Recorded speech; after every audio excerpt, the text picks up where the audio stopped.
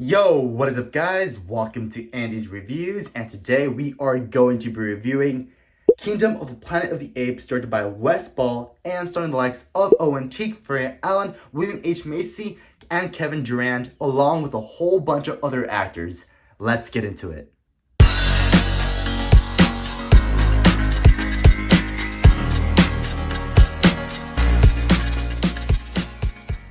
When it comes to discussing the pros of this movie, I have to say I thoroughly enjoy the opening sequence of the movie and how we, the audience, get to see the funeral of Caesar in the beginning of the movie, which will establish what the mood and tone of this movie will be, which heavily has to deal with the legacy of Caesar's teachings from the past three movies of the franchise, were known as Rise of the Planet of the Apes, Dawn of the Planet of the Apes, as well as War for the Planet of the Apes, and I thoroughly enjoy this sequence.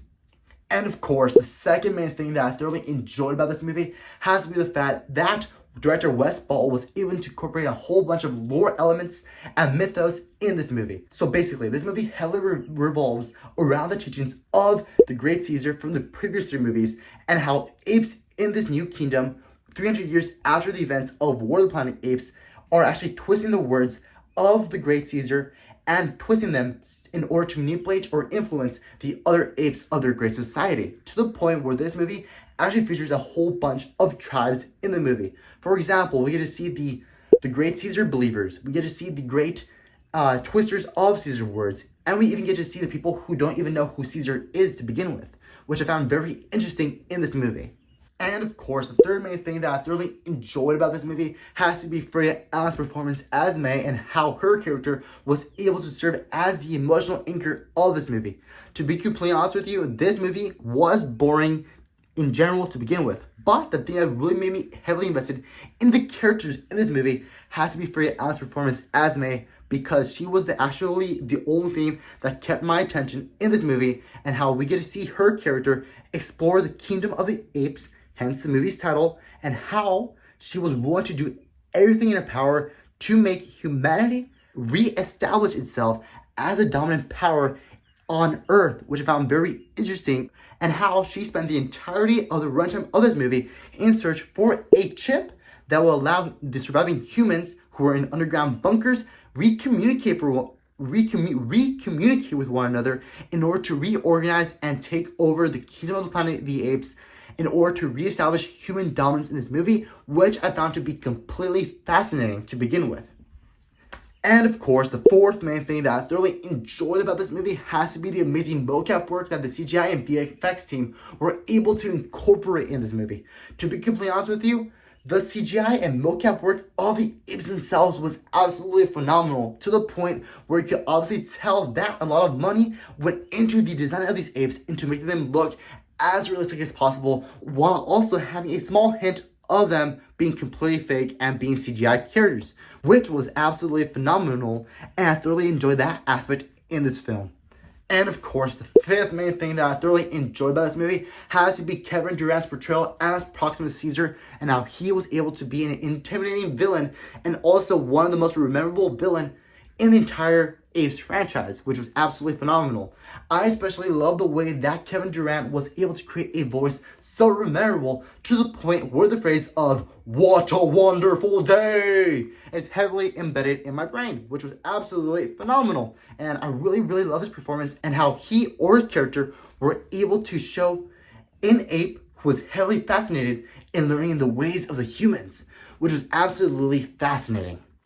And of course, the sixth main thing that I thoroughly enjoyed about this movie has to be the way where we, the audience, get to see how the great Proximus Caesar in this movie was able to twist the teachings of the great Caesar from the previous movies in the franchise into his own mirror image, in order to manipulate apes into working hard for him, in order for him to break into a bunker storing a whole bunch of human technology, including the likes of tanks, missiles,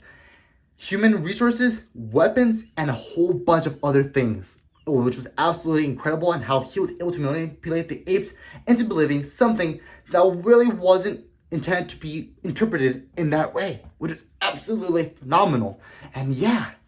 and of course, the seventh main thing that I thoroughly enjoy about this movie has to be the way that this movie sets up what is to come in the next upcoming movies in this franchise. According to Disney, they are going to make 9 total Kingdom of the Planet of the Apes movies in this franchise in order to wrap up the whole story, which I am assuming that humans will win in the end, which makes the most absolute sense. But this movie really sets up what is to come, especially with all the homages that there's actually a space or humans in space, which I found to be extremely incredible. And yeah. However, of course, that doesn't necessarily mean that this movie is without flaws. Some of the things that I did not like about this movie has to be the super slow pacing and really long runtime of this movie. In my completely honest opinion, I feel that the writers, directors, and creative team could have easily shaven off 30 to 40 minutes of footage in this movie.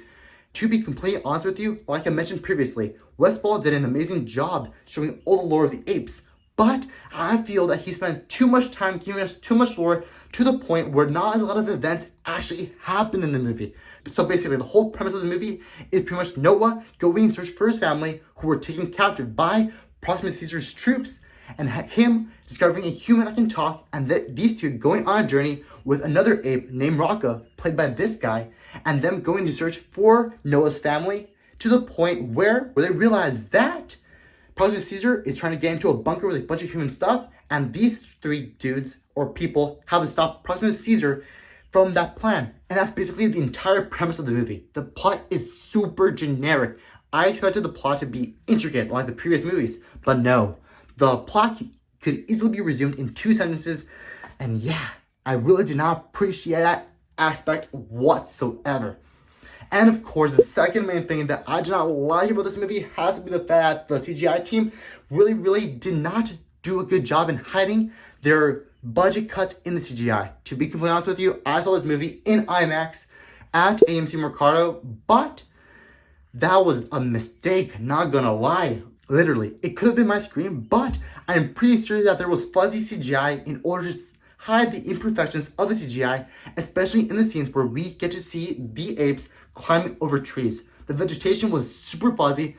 to the point where I could obviously tell that the reason why it was fuzzy was to cut back on the budget. But to be completely honest with you, the mocap work was still absolutely phenomenal, and that little minor critique doesn't really take away from this movie, but I have to be impartial when making this review.